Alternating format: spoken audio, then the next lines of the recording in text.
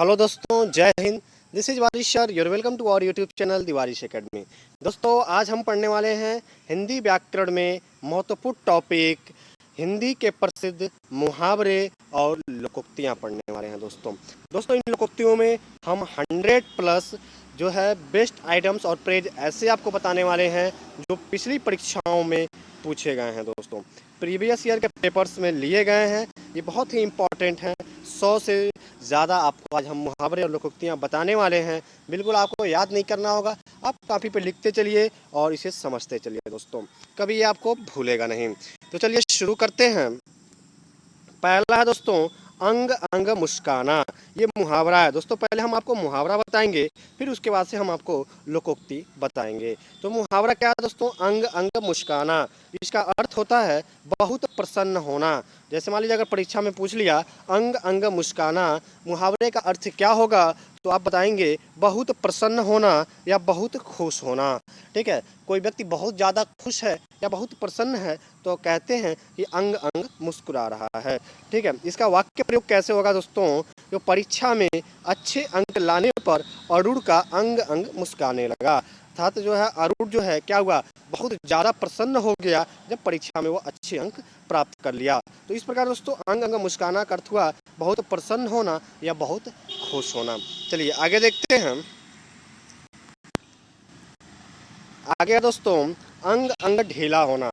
पहले था अंग अंग मुस्काना, बहुत प्रसन्न होना। अभी है अंग अंग ढीला होना। तो अंग अंग ढीला होने का अर्थ है कि थक जाना।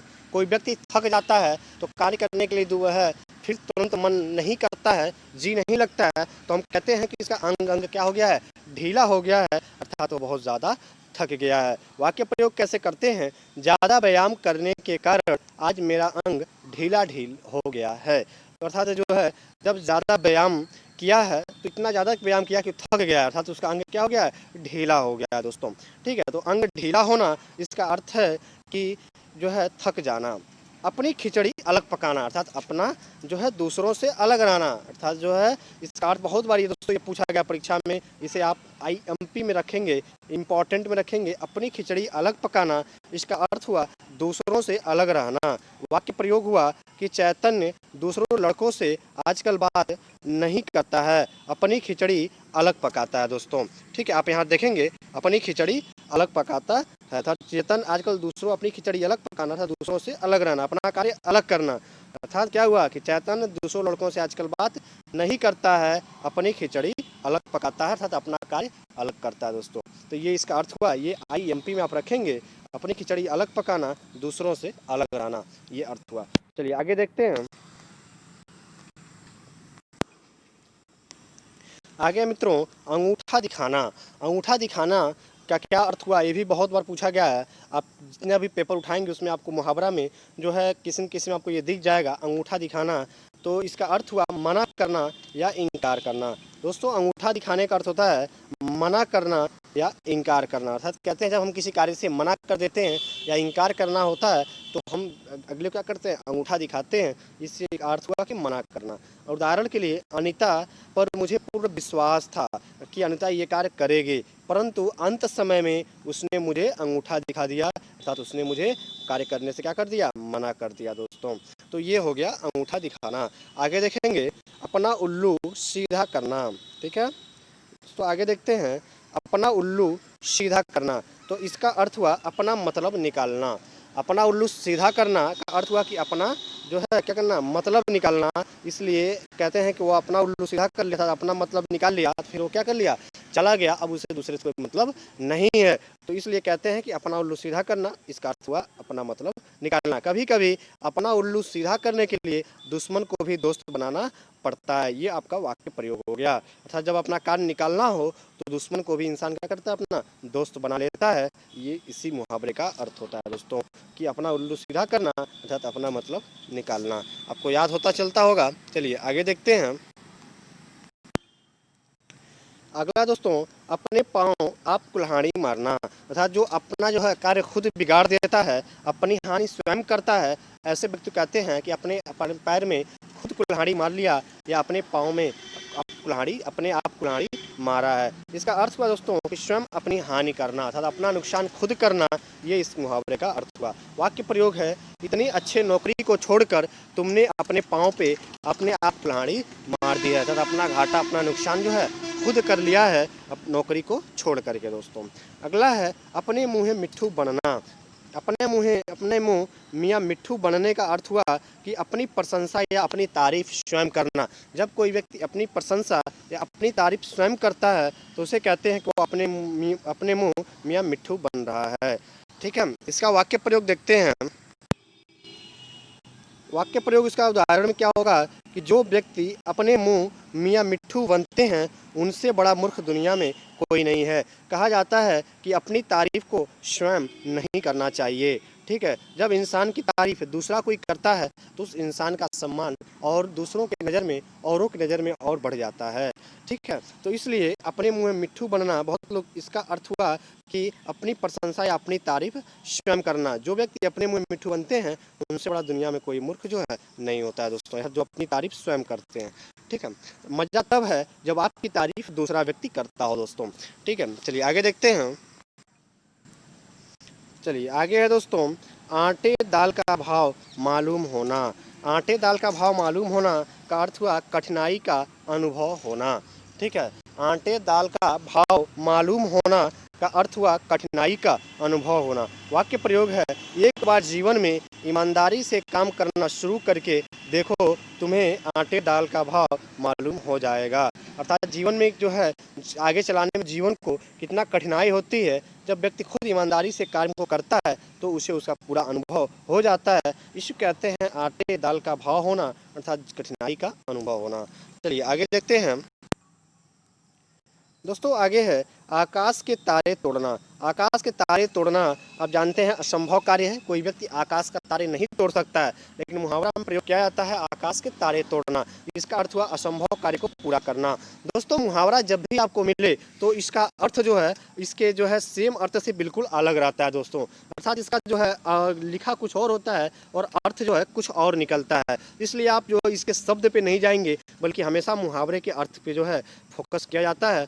तो इसका अर्थ होगा आकाश के तारे तोड़ने का असंभव कार्य को पूरा करना। जिस तरीके से आकाश का तारे तोड़ना संभव नहीं है, उसी प्रकार से किसी कार्य को जो करना संभव नहीं होता है, यदि व्यक्ति उसे पूरा कर देता है उस कार्य को, तो कहते हैं कि आकाश के तारे तोड़ लाया या उस असंभव कार्य को कर दिखाया। ठीक है, तो मेहनत करने वाले आकाश के तारे तोड़ने की ताकत रखते हैं, ये इसका उदाहरण हो गया, वाक्य प्रयोग हो गया। आगे देखते हैं। अगला है दोस्तों आसमान पर चढ़ाना। आसमान पर चढ़ाना ये भी असंभव कार्य है, लेकिन जब इसका अर्थ आप देखेंगे तो अर्थ निकलेगा ज़रूरत से ज़्यादा प्रशंसा या तारीफ़ करना। जब हम किसी व्यक्ति की जो है ज़रूरत से ज़्यादा प्रशंसा या तारीफ़ कर देते हैं तो व्यक्ति इतना ज़्यादा जो है प्रसन्न हो जाता है कि हम उसे जो चाहें करवा सकते हैं। इसलिए कहते हैं कि आसमान पर चढ़ाना, ज़रूरत से ज़्यादा प्रशंसा या तारीफ़ करना। वाक्य प्रयोग है, तुमने अपने बेटे को आसमान पर चढ़ा रखा है, इसलिए वह तुम लोगों की बात को नहीं मानता है। जब कोई व्यक्ति बहुत ज़्यादा तारीफ या प्रशंसा कर दी जाती है तो व्यक्ति क्या करता है, उसके अंदर अभिमान आ जाता है दोस्तों, उसके अंदर जो है घमंड आ जाता है। तो इसीलिए जो है कहते हैं कि आसमान पर किसी को नहीं चढ़ाना चाहिए या किसी की बहुत ज़्यादा प्रशंसा या तारीफ नहीं करनी चाहिए, ये इसका अर्थ हुआ। ठीक है, आसमान पर चढ़ाना, ज़रूरत से ज़्यादा प्रशंसा या तारीफ करना। ठीक है, आगे देखते हैं दोस्तों। अगला है आसमान सिर पर उठाना। आसमान सिर पर उठाना का अर्थ क्या हुआ कि अर्थ हुआ बहुत हल्ला या शोर मचाना। ठीक है, आसमान सिर पर उठाना का अर्थ हुआ, सीधा अर्थ हुआ बहुत हल्ला या शोर मचाना।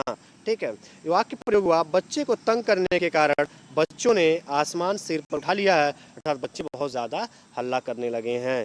ठीक है, ये बहुत इंपॉर्टेंट है, इसे भी आप IMP के अंतर्गत ही रखेंगे दोस्तों, पूछा गया कई बार परीक्षाओं में। आगे देखते हैं। अगला दोस्तों इधर उधर हाँकना। इधर उधर हाँकना का अर्थ हुआ कि इधर उधर की बातें करना, गप्पे मारना। ठीक है, जब दो लोग मिलते हैं दोस्तों, दो मित्र मिलते हैं तो जो है इधर उधर की बातों को इतना ज़्यादा करते हैं, कि दूसरे सुनने वाले व्यक्ति कहते हैं कि बहुत ज़्यादा इधर उधर की ये हाँकते हैं बैठकर, अर्थात इधर उधर की बातें करते हैं, गप्पे मारते हैं। इसका उदाहरण प्रयोग आप देखिए, इधर उधर हाँकना बंद करो, अपने काम पर ध्यान दो। अर्थात फालतू की बात इधर उधर की बंद करके अपने जो काम है उस पर व्यक्ति ध्यान दे तो ज़्यादा अच्छा होता है। तो इसी को कहते हैं इधर हाँकने का अर्थ हुआ कि इधर उधर की बातें करना या गप्पे मारना। चलिए आगे देखते हैं दोस्तों। अगला है ईंट से ईंट बजाना।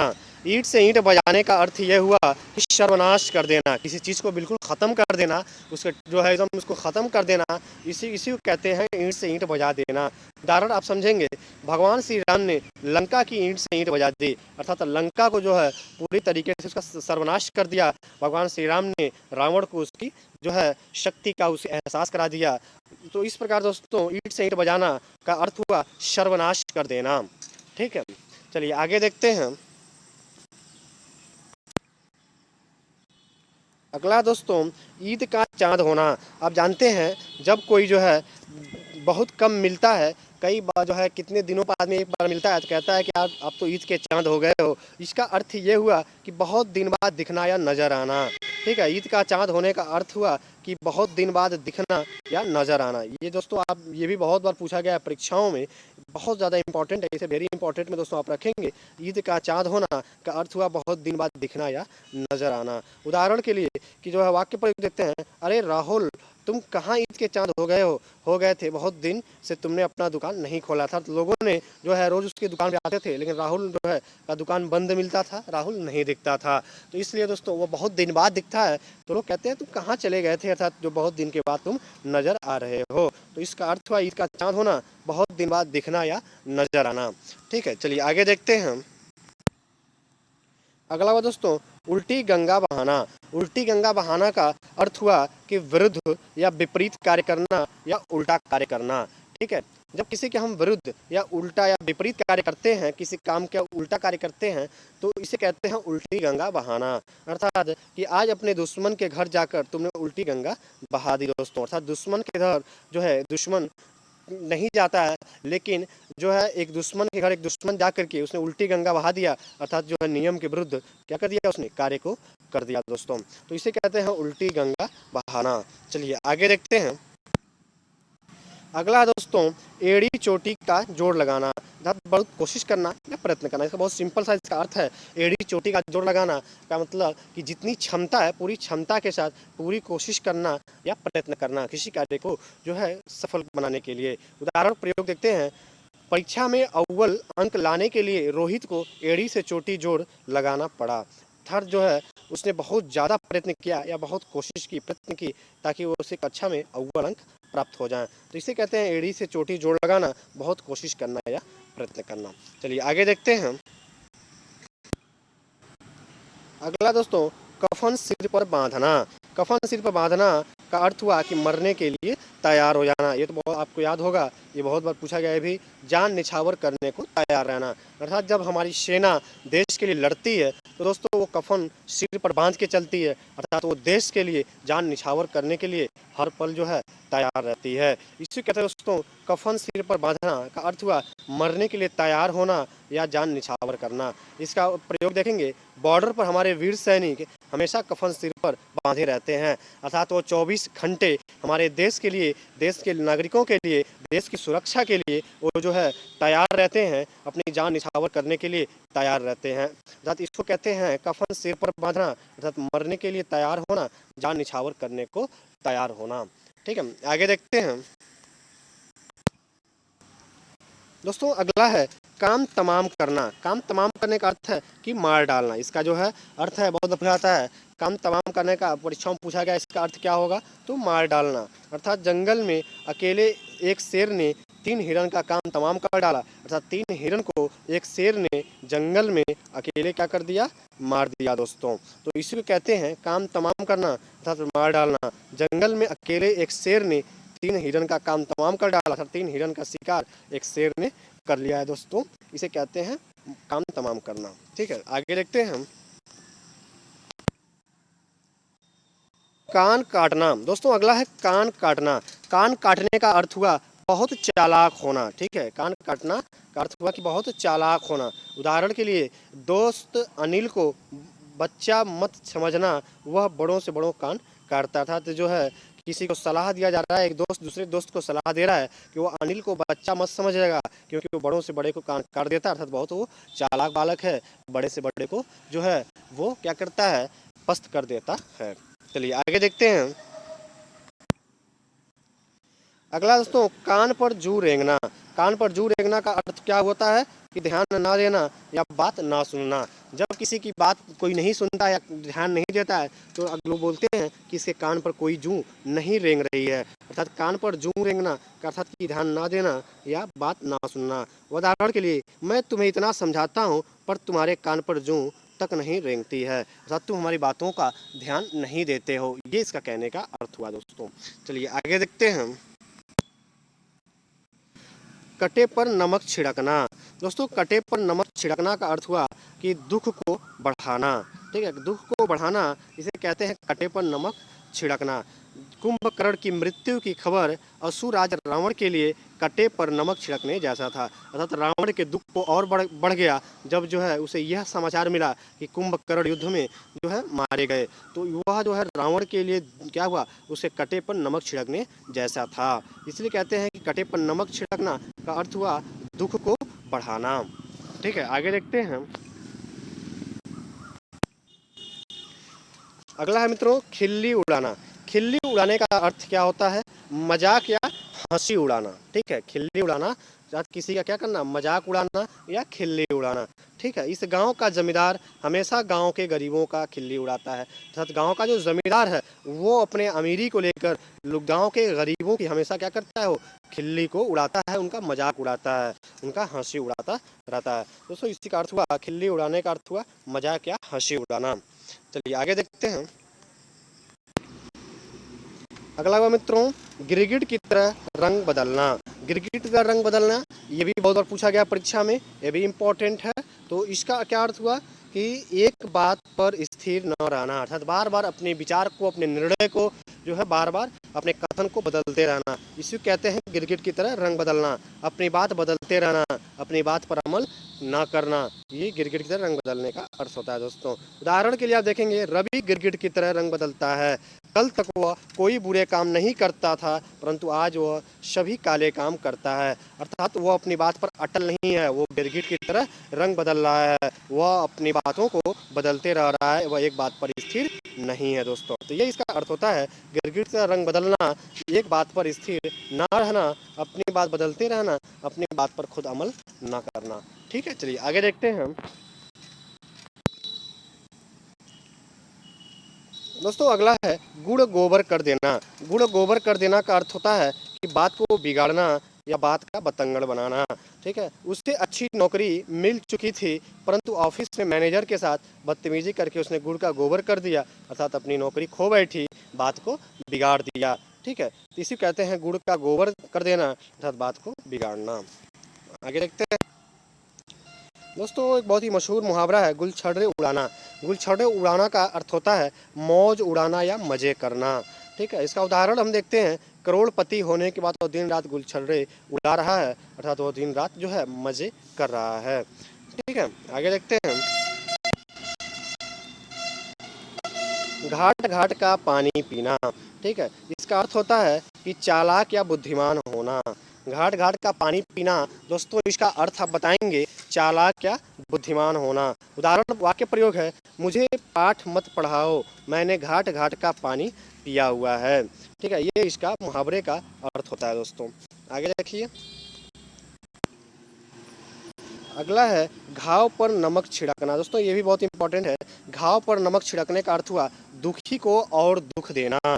ठीक है, इस महंगाई के दौर पर सरकार द्वारा ज़्यादा कर लगान लोगों के लिए घाव पर नमक छिड़कने जैसा है। अर्थात महंगाई पहले से बढ़ी हुई है, साथ में जब टैक्स कर जो है कुछ परसेंट और बढ़ा दिया गया तो ये लोगों को और ज़्यादा दुखदाई कर दिया। इसलिए जो है दोस्तों पहले आदमी दुखी था, फिर बाद में जब कुछ और दूसरे दुख हो जाता है तो इसे कहते हैं घाव पर नमक छिड़कना। ठीक है, चलिए आगे देखते हैं।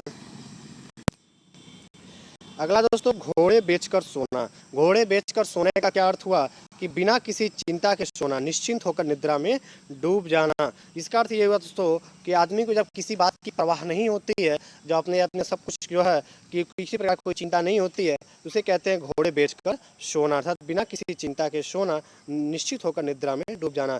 पहरेदार घोड़े बेचकर सो रहे थे, तभी तक क्या हुआ कि डाकुओं ने निराज महल का सारा सोना चुरा लिया। तो इसे कहते हैं घोड़े बेचकर सोना। चलिए आगे देखते हैं।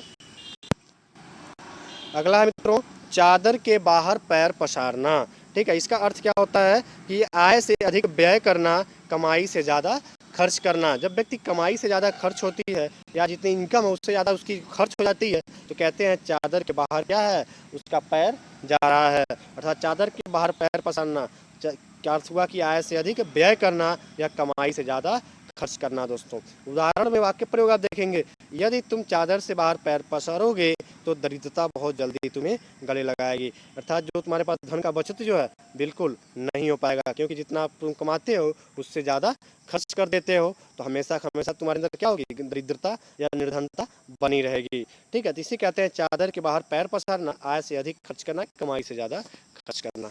ठीक है, चलिए आगे देखते हैं। दोस्तों हम देखेंगे 4 दिन की चांदनी, ये मुहावरा है, 4 दिन की चांदनी। इसका अर्थ होता है क्षण भर का सुख या कुछ दिनों का सुख होता है। ठीक है, क्षण भर का सुख, कुछ दिनों का सुख, इसे कहते हैं 4 दिन की चांदनी। ठीक है, इसका अर्थ होता है क्षण भर का सुख या कुछ दिनों का सुख। उदाहरण है, बुरे काम करने से मिलने वाला धन 4 दिन की चांदनी का प्रदान करता है। अर्थात जो है, जो बुरा काम करके जो धन कमाया जाता है वो बस थोड़े समय के लिए होता है, पुनः हमें वही जो है इस दिन देखने पड़ते हैं। तो इसलिए कहते हैं क्षण भर का सुख या कुछ दिनों का सुख 4 दिन की चांदनी का अर्थ होता है। चलिए आगे देखते हैं। अगला दोस्तों, चुल्लू भर पानी में डूबना। चुल्लू भर पानी में डूबने का अर्थ होता है कि शर्म के मारे मुंह को छुपाना। ठीक है, जब आज कहते हैं कि तुम जब व्यक्ति किसी जो है काम को करने के लिए जो है संकल्प लेता है और जब वो उसमें हार जाता है, और तो लोग कहते हैं कि शर्म के मारे अपने मुंह को छुपा लो, साथ जाओ चुल्लू भर पानी में डूब मरो। लोग कहते हैं ना, अक्सर लोग मुहावरे का प्रयोग करते हैं, चुल्लू भर पानी में डूब मरो। तो इसका अर्थ ये होता है कि लोग कह रहे हैं कि जो है शर्म के मारे मुंह को छुपा छुपा लो। ठीक है, तो ऐसे कुकर्म करने के बाद तुम्हें चुल्लू भर पानी में डूब जाना चाहिए। जब व्यक्ति कोई गलत काम करता है, कुकर्म करता है, तो लोग कहते हैं कि तुम्हें चुल्लू भर पानी में डूब जाना चाहिए, अर्थात तुम्हें शर्म के मारे अपने मुंह को छिपा लेना चाहिए। तो ये इसका अर्थ होता है दोस्तों। चलिए आगे देखते हैं। अगला मुहावरा है चिकनी चुपड़ी बातें करना। चिकनी चुपड़ी बातें करने का अर्थ है धोखा देने के लिए मीठी मीठी बातें करना। वाक्य प्रयोग है, मैं तुम्हें अच्छे से पहचानता हूँ, मैं तुम्हारी चिकनी चुपड़ी बातों में नहीं आने वाला हूँ। तो इसका अर्थ हुआ दोस्तों कि मैं तुम्हारी बातों में नहीं आने वाला हूँ, अर्थात धोखा देने के लिए मीठी मीठी अगर कोई बात करता है तो उसे कहते हैं मुहावरा के रूप में चिकनी चिकनी बातें, चिकनी चुपड़ी बातें करना। चलिए आगे देखते हैं। अगला मित्रों, छाती पर सांप लेटना। ये मुहावरा है, छाती पर सांप लेटने का अर्थ होता है द्वेष से जलना।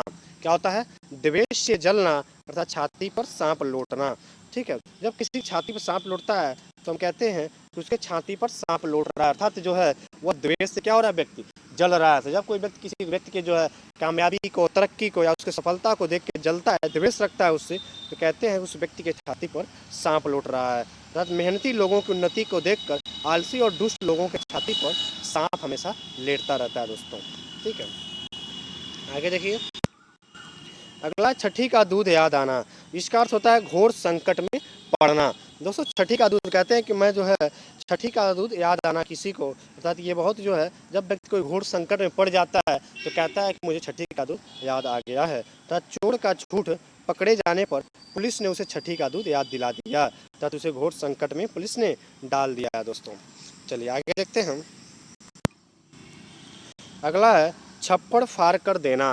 छप्पड़ फाड़ कर देना दोस्तों क्या होता है कि बिना परिश्रम के अत्यधिक लाभ मिलना। जब व्यक्ति थोड़ा काम कम कार्य करके अधिक कमाता है तो कहता है कि जो है भगवान ने, ईश्वर ने उसे छप्पड़ फाड़ कर दिया है, अर्थात कि बिना परिश्रम के अत्यधिक लाभ जब मिल जाता है तो छप्पड़ फाड़ कर देना हो जाता है।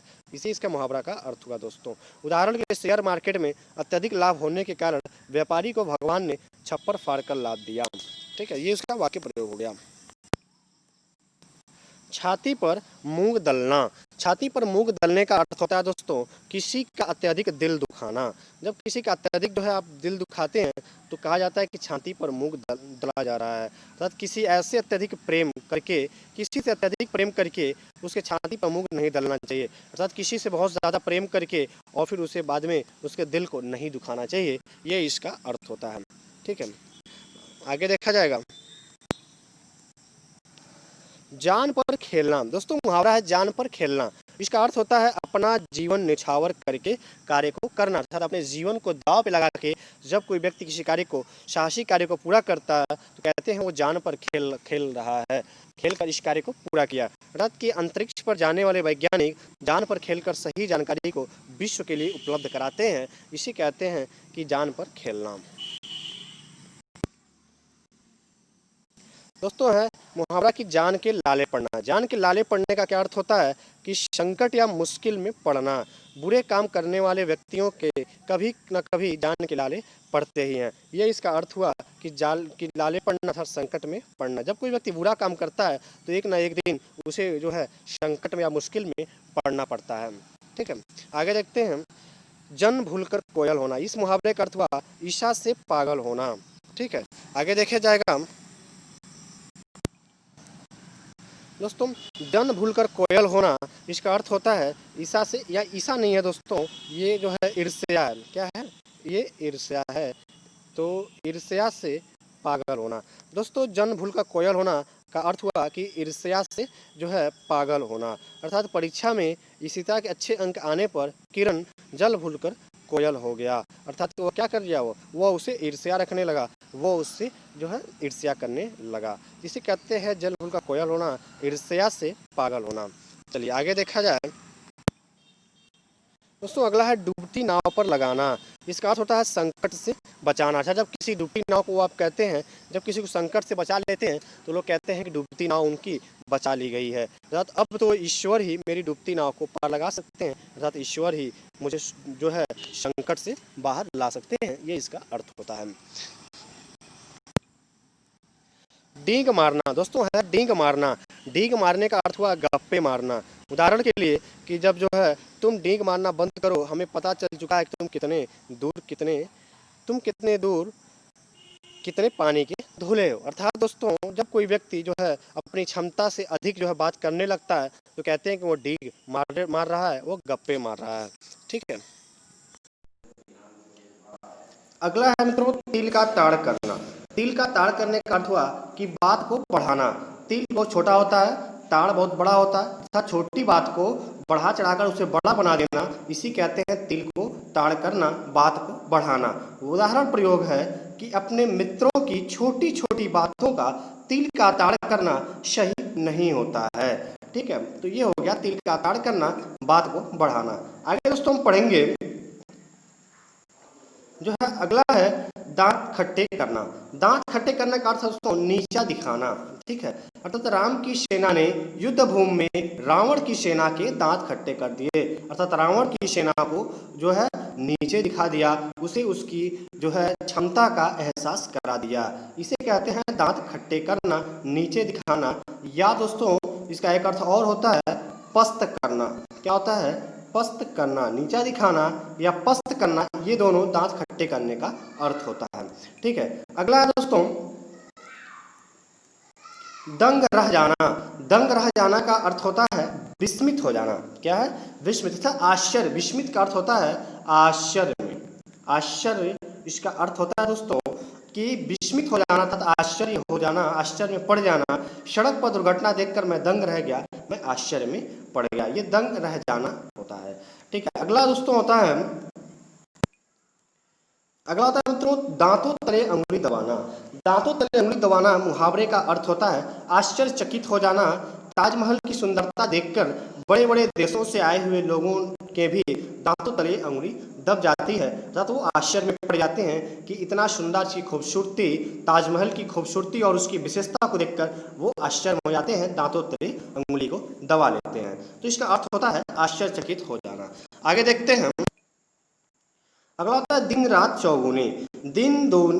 दिन दोगुनी रात चौगुनी, ये मुहावरा है, दिन दोगुनी रात चौगुनी।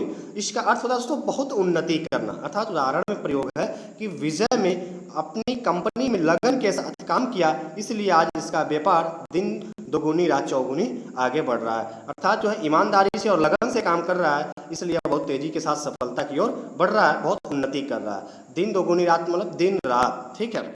चलिए आगे बढ़ते हैं हम। अगला होता है मित्रों दाल में काला होना। दाल में काला होना का क्या अर्थ है? कुछ गड़बड़ होना। अर्थात कहते हैं ना दाल में काला है, बहुत इंपॉर्टेंट है, कई बार ये परीक्षाओं में पूछा गया है मित्रों कि दाल में काला होना अर्थात कुछ गड़बड़ होना, कुछ ना कुछ क्या होना, गड़बड़ होना। तो उन दो लोगों की बातचीत और चाल ढाल से लगता है कि दाल में कुछ काला है, कुछ गड़बड़ करने वाले हैं, तो इसे कहते हैं दाल में काला होना। इसका अर्थ है कुछ गड़बड़ होना। 9-2-11 होना। 9-2-11 होना मुहावरा बहुत बार पूछा गया है दोस्तों, इसे हम केवल इंपॉर्टेंट नहीं बल्कि वेरी इंपॉर्टेंट में लेकर चलते हैं। 9-2-11 होना, जल्दी से भाग जाना, ये है 9-2-11 का अर्थ। 9-2-11 होना, जल्दी से भाग जाना। इसका जो है आप दोस्तों देखेंगे तो इसका उदाहरण प्रयोग है कि पुलिस के आते ही सभी गुंडे 9-2-11 हो गए, अर्थात पुलिस को देखते ही सभी गुंडे क्या हो गए, भाग गए। तो इसे 9-2-11 होना, जल्दी से भाग जाना। अगला दोस्तों नानी याद आना। नानी याद आने का अर्थ होता है भारी संकट में पड़ना या बड़ी मुश्किल में पड़ना, ठीक है। जब नानी याद आना का ये अर्थ है कि भारी संकट में या बड़ी मुश्किल में पड़ना, इसका अर्थ है पुलिस ने चोरों का ऐसा पिटाई किया कि उनकी नानी याद आ गई, जो है पुलिस उनको जो है वो मुसीबत में पड़ गए, बड़ी मुश्किल में वो आ गए, अब उनको नानी उनकी याद आ गई जब पुलिस से उनका पीछा पड़ा। तो इसे कहते हैं नानी याद आना या भारी संकट में पड़ना, बड़ी मुश्किल में पड़ना, इसका अर्थ होता है, ठीक है। अगला है पांचों उंगलियां घी में होना, अर्थात अत्यधिक लाभ होना। दोस्तों जो है पांचों उंगलियां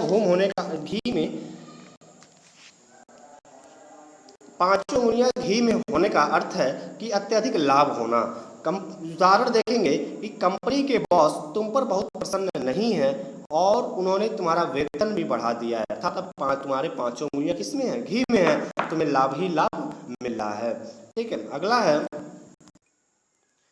पांव जमीन पर ना टिकना। पांव जमीन पर न टिकने का अर्थ हुआ अभिमान करना, घमंड करना। उदाहरण है कि ज्यादातर अमीर आदमियों के पांव जमीन पर नहीं रहते हैं या जमीन पर नहीं टिकते, अर्थात उन्हें क्या होता है, अभिमान होता है, अपने धन का, दौलत का घमंड होता है, ठीक है। आगे देखते हैं हम। अगला मित्रों पेट में चूहे कूदना। पेट में चूहे कूदने का अर्थ है भूख लगना, मुझे जल्दी से कुछ खाने को दीजिए, मेरे पेट में चूहे कूद रहे हैं। अर्थात इसका अर्थ क्या हुआ कि पेट में चूहा कूदना था, तो मेरे पेट में चूहे कूदने का मतलब ये हुआ कि मुझे बहुत ज़्यादा भूख लगी है, इसलिए भूख लगना। पेट में चूहे कूदने का अर्थ है भूख लगना, ठीक है। फूंक फूंक कर कदम रखना। दोस्तों फूंक फूंक के कदम रखना, इसका अर्थ होता है कि सोच समझकर कोई कार्य करना, ठीक है। नया नया व्यापार शुरू करने पर फूंक फूंक कर कदम रखना चाहिए ताकि घाटा ना हो और व्यापार सफल हो जाए, इसलिए सोच समझ के कार्य करना चाहिए, ये इसका अर्थ होता है। अगला है बाल की खाल उतारना।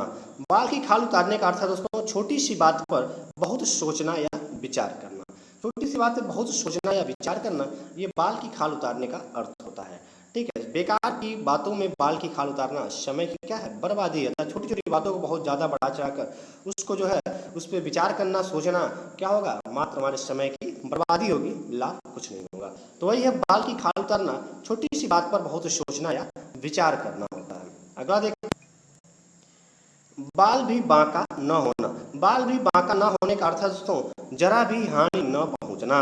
जैसे कि सड़क पर एक बहुत बड़ी दुर्घटना हुई परंतु गाड़ी में बैठे व्यक्ति का बाल बांका भी नहीं हुआ, अर्थात इतनी बड़ी दुर्घटना होने के बाद भी व्यक्ति बचा हुआ है, सुरक्षित है, इसका अर्थ है कि उसकी जरा भी उसको हानि नहीं पहुंचा हुआ है। इसे बाल बांका होने का अर्थ निकला कि जरा भी हानि न पहुंचना, बाल भी बांका। बहुत बार पूछा गया परीक्षाओं में बाग बाग होना। बाग बाग होने का अर्थ होता है बहुत प्रसन्न होना। क्या होना, बहुत प्रसन्न होना था। बाग जैसे हम बाग में जाते हैं तो हम प्रसन्न होते हैं ना, तो बाग बाग होने का अर्थ हुआ कि बहुत प्रसन्न होना। उदाहरण में आप देखते हैं कि परीक्षा में अच्छे अंक लाने पर वह बाग बाग हो गया, अर्थात वह क्या हो गया, बहुत खुश हो गया, बहुत प्रसन्न हो गया क्योंकि उसे परीक्षा में अच्छे अंक प्राप्त हुए। तो बाग बाग होने का अर्थ हुआ कि बहुत प्रसन्न होना, ठीक है। अगला देखेंगे मुहावरा। अगला मुहावरा है कि मुंह में पानी भर आना। ये भी बहुत बार पूछा गया परीक्षाओं में, इंपॉर्टेंट सीरीज में इसको भी रखते हैं हम कि मुंह में पानी भर आना का अर्थ हुआ ललचाना। क्या होना? ललचाना। जब हम किसी मिठाई को या किसी चीज़ को देखते हैं तो मुंह में क्या होता है? कहते हैं कि पानी भर आया, अर्थात हमें लालच आ गई देखकर। तो इसका उदाहरण वाक्य प्रयोग समझते हैं। दूसरे के पैसे देखकर चोर व्यक्ति के मुंह में पानी भर आता है, अर्थात वो जो क्या चाहता है कि कब वो पैसे उसके पास, चोर के पास चले आए, तो इसलिए उसको क्या आता है? लालच आ जाता है। इसका अर्थ हुआ। ठीक है, आगे देखेंगे।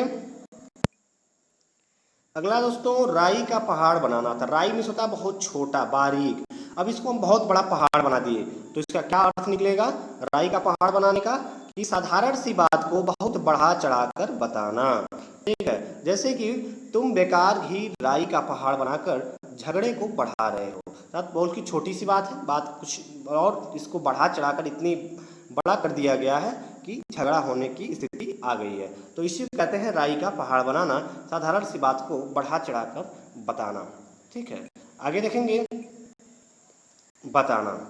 ठीक है, आगे देखते हैं। अगला है लोहे के चने चबाना, अर्थात कठिन कार्य को करना। ये बहुत बार पूछा गया है और ये हम लोग जो है क्लास 6-7 से ही पढ़ते आते हैं। लोहे का चने चबाना, कठिन कार्य को करना। जिस व्यक्ति ने जीवन में लोहे के चने चबाया हो वह कभी असफल नहीं हो सकता। अर्थात जिसने कठिन कार्य करने की आदत डाल ली है वो कभी क्या होगा? जीवन में असफल नहीं हो सकता है दोस्तों। अगला अर्थ है लहू पसीना एक करना। इसका अर्थ है कि बहुत कष्ट झेलना। ठीक है, लहू पसीना एक करना, किसी कार्य को करने के लिए कहते हैं कि लहू पसीना एक कर देंगे किसी कार्य करने के लिए, अर्थात बहुत कष्ट झेलना। मैंने लहू पसीना एक करके इस व्यापार को इतनी ऊंचाइयों पर पहुंचाया, अर्थात बहुत संघर्ष और बहुत कष्ट झेलने के बाद यह व्यापार जो है इन ऊंचाइयों पर पहुंचा है। यह इसका अर्थ होता है लहू पसीना एक करने का। ठीक है दोस्तों, अगला देखते हैं हथियार डालना।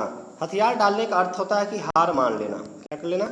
जब कहते हैं कि वह हथियार डाल दिया, इसका अर्थ हुआ कि वह क्या कर लिया? हार मान लिया। युद्ध में राजा की मृत्यु के बाद विवश होकर सेना ने हथियार डाल दिए। जब जो है युद्ध पहले होते थे तो राजा जब किसी जो है राजा जो की मृत्यु हो जाती थी तो उसकी सेना जो है युद्ध में हथियार डाल देती थी, अर्थात वह स्वतः क्या कर लेती थी? हार को मान लेती थी। जब नेतृत्व करने वाला नहीं होगा तो सेना कैसे लड़ेगी? तो इसी कहते हैं हथियार डालना, अर्थात हार मान लेना।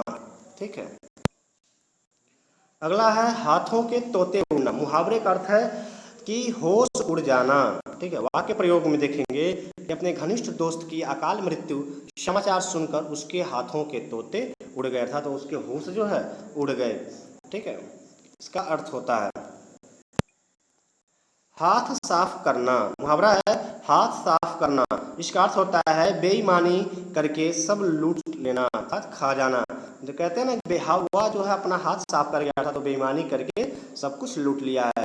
तो उदाहरण के लिए हम देखेंगे अनिल शर्मा के बड़े भाई ने अवसर पाते ही उसकी सारी पूंजी पर हाथ साफ कर लिया था। पूरी पूंजी थी उस पर उन्होंने जो है कब्जा कर लिया, उसे लूट लिया है। ठीक है, आगे देखेंगे। अगला दोस्तों हाथ धोकर पीछे पड़ना। हाथ धोकर पीछे पड़ना मुहावरे का अर्थ है बुरी तरीके से पीछे पड़ जाना, अर्थात किसी के पीछे 24 घंटे 24 और किसी के पीछे लगे रहना, उसके हर चीज़ों पे जो नोटिस करना, ध्यान लगाना, ये क्या कहलाता है? कि हाथ धोकर पीछे पड़ना। इसका अर्थ हुआ कुछ लुटेरे व्यक्ति के पीछे हाथ धोकर पड़ गए, अर्थात वो उसे क्या करने लगे? बुरी तरीके से उसके पीछे वो पड़ गए, उसको लूटने के मकसद से। ठीक है, अब आगे देखते हैं लोकोक्तियाँ। दोस्तों हम प्रमुख मुहावरा देखा हमने, अब हम प्रमुख लोकोक्तियों को देखेंगे और जो है हिंदी प्रोवर्ब्स, लोकोक्ति को इंग्लिश में प्रोवर्ब्स कहते हैं, इसको हम देखेंगे, इसके मीनिंग्स, इसके अर्थ को जानेंगे दोस्तों। ठीक है, तो अर्थ सहित देखते हैं। पहला होता है अंत भले का भला। जिसका अंत भला होता है उसका क्या होता है? हमेशा भला होता है, अर्थात अच्छे काम का परिणाम हमेशा अच्छा ही होता है। इसका अर्थ हुआ दोस्तों, यह लोकोक्ति है अंत भले का भला।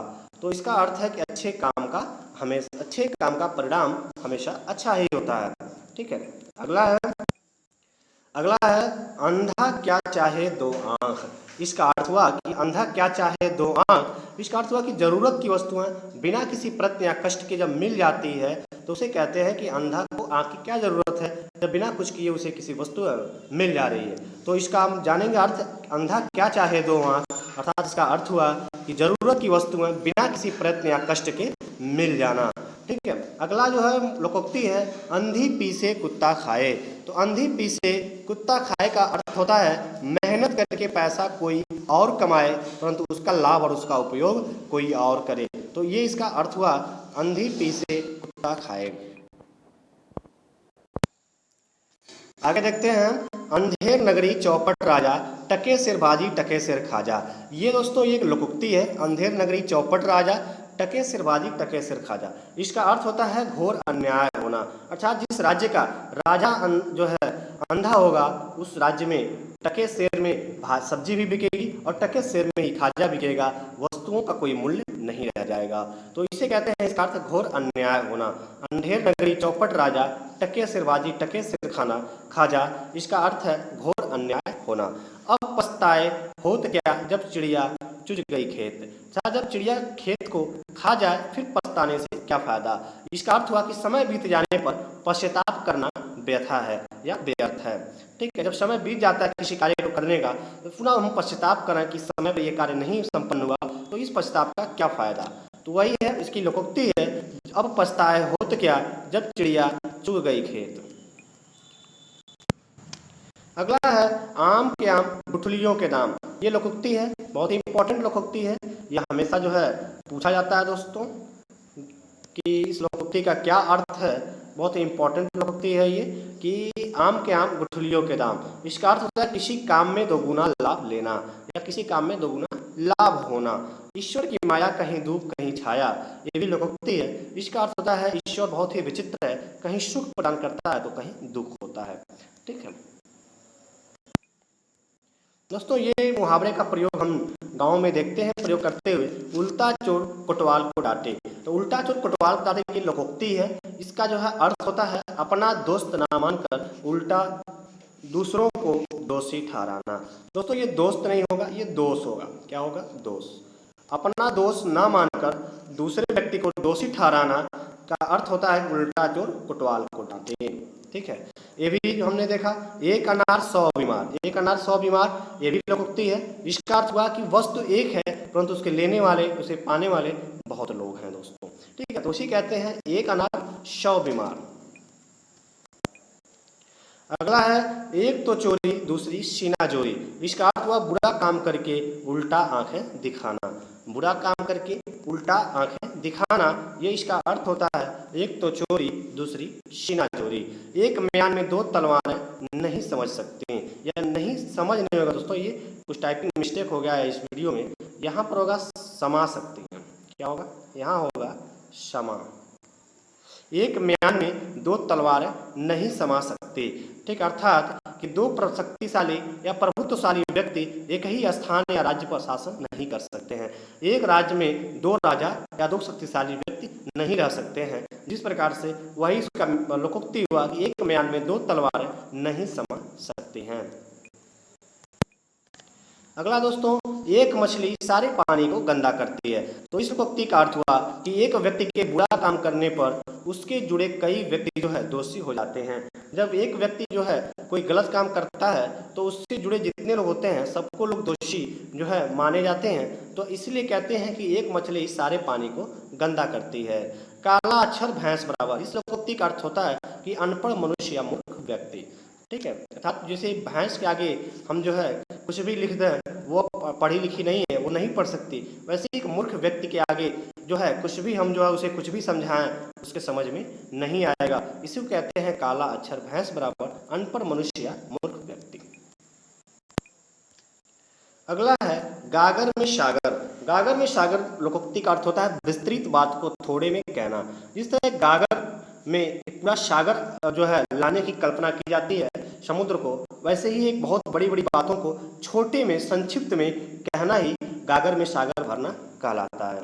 ठीक है, घर की मुर्गी दाल बराबर। ये आपने पढ़ा है, घर की मुर्गी दाल बराबर। किस लोकोक्ति का अर्थ होता है घर या आसपास में मिलने वाली वस्तु की लोग जो है कदर नहीं करते हैं, कोई कदर नहीं होती है। ये इस मुहावरे का या इस लोकोक्ति का अर्थ है। अगला है, छछूंदर के सिर में चमेली का तेल। इस लोकोक्ति का अर्थ होता है किसी योग्य व्यक्ति को कुछ ऐसी वस्तु मिल जाना जिसके वह योग्य ना हो। ठीक है, अगला लोकोक्ति दोस्तों, जो गरजते हैं वो बरसते नहीं है। लोकोक्ति आपने सुना है तो जो ज़्यादा डींग मारता है, जो ज़्यादा जो है बढ़ा चढ़ा के बातें करता है, वह कभी जीवन में सफल नहीं होता है दोस्तों। ठीक है, इस लोकोक्ति का अर्थ होता है।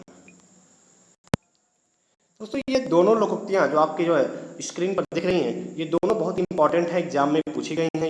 ये धोबी का कुत्ता न घर का न घाट का अर्थ है इसका कि जिस मनुष्य का कोई अस्थायी ठिकाना ना हो उसके लिए इस लोकोक्ति का प्रयोग किया जाता है कि धोबी का कुत्ता न घर का न घाट का, ना रहेगा बांस ना बजेगी बांसुरी। इस लोकोक्ति के लिए हम अर्थ इसका लेते हैं जिससे आपको हानि हो उसका जड़ से विनाश करना ही अच्छा होता है, अर्थात जिससे किसी व्यक्ति की हानि पहुंचे उस जो है उसको जो है जड़ से नाश कर देना ही इस लोकोक्ति का अर्थ है कि ना रहेगा बांस ना बजेगी बांसुरी। अगली लोकोक्ति है नाच न जाने आंगन टेढ़ा। इसका अर्थ है कि ऐसा व्यक्ति जो काम करना नहीं जानता है परंतु गलतियां निकालना जो है सबसे आगे है, अर्थात तो खुद काम को करना नहीं जानता लेकिन वो उस काम में जो है लगातार गलतियां ढूंढते रहता है, गलतियां निकालने में सबसे आगे होता है, तो उसे कहते हैं कि नाच न जाने आंगन टेढ़ा, बगल में छोड़ी मुंह में राम। दोस्तों इसका अर्थ क्या है कि ऐसा व्यक्ति जो ऊपर से मित्रता दिखाता हो परंतु भीतर से शत्रु हो, उसके लिए इस लोकोक्ति का प्रयोग किया जाता है कि बगल में छुरी और मुंह में राम। दोस्तों अगली जो है लोकोक्ति है रस्सी जल गई पर ऐठन न गई। इसका अर्थ है कि बर्बाद हो जाने पर भी अकड़े रहना। कोई अभिमानी व्यक्ति होता है, घमंडी होता है, वो जो है कितना भी बर्बाद हो जाए परंतु अंत तक घमंड को नहीं छोड़ता है, तो इसके लिए इस लोकोक्ति का प्रयोग करते हैं रस्सी जल गई पर ऐठन न गई। लातों के भूत बातों से नहीं मानते, अर्थात दुष्ट व्यक्ति को जब तक दंड न दिया जाए तब तक वह होश में नहीं आता है, इस लोकोक्ति का अर्थ होता है। दोस्तों अंतिम दो लोकोक्तियां हैं लातों के भूत बातों से नहीं मानते, अर्थात दुष्ट व्यक्ति को जब तक दंड न दिया जाए वह होश में नहीं आता है। 100 सुनार की एक लोहार की, इसका अर्थ होता है कि बार बार सहन करना परंतु एक बार बदला लेना, अर्थात 100 बार व्यक्ति क्या करेगा सहन करेगा लेकिन एक बार ऐसा बदला लेगा कि वो 100 बार का हिसाब बराबर कर लेगा, तो इसी कहते हैं 100 सुनार की एक लोहार की, अर्थात बार बार सहन करना परंतु एक बार का बदला लेना। तो दोस्तों इस प्रकार से आपने जो है 100 लोकोक्ति और मुहावरे का दोस्तों आपने देखा है। दोस्तों ऐसे जो है सभी परीक्षाओं में पूछे गए हैं, आप इसे याद रखिए, कॉपी में नोट्स कीजिए। वीडियो पसंद आया तो चैनल को जो है सब्सक्राइब कीजिए, दोस्तों में शेयर कीजिए। जय हिंद, शुक्रिया, थैंक यू।